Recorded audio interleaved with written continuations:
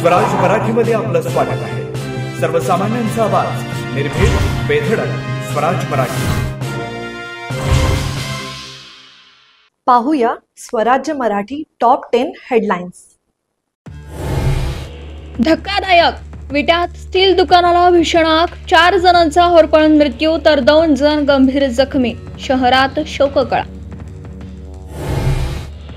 सांगलीत धारदार शस्त्राने युवकाची हत्या, संशयित आरोपी पोलिसांच्या ताब्यात।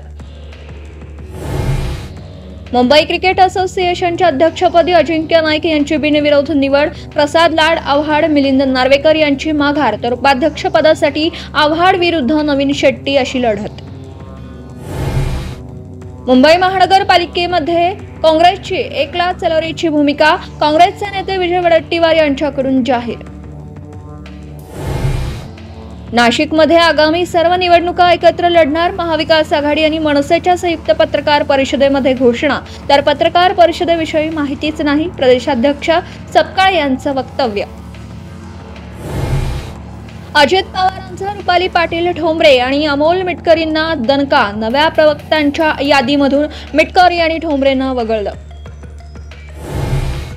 मुंबई पालिकेच्या 227 पैकी 125 जागांसाठी मनसेची यादी तयार, उद्धव ठाकरे यांच्यासोबतच्या युतीच्या आधीच घेतला जागांचा आढावा, आरक्षण सोडत जाहीर झाल्यानंतर सेनेशी चर्चा होण्याची शक्यता। राज्यामधल्या नगर परिषद आणि नगरपंचायतींसाठी आजपासून उमेदवारी अर्ज भरण्याची प्रक्रिया, मात्र राजकीय पक्ष महायुती की महाविकास आघाडी म्हणून निवडणुका लढवणार हे अद्यापही अस्पष्ट।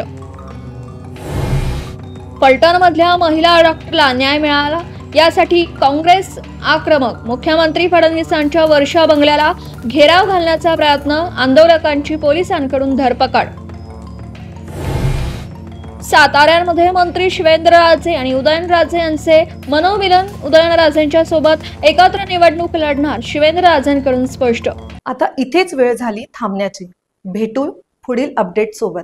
चॅनलला लाईक करा, शेअर करा आणि सबस्क्राईब करा।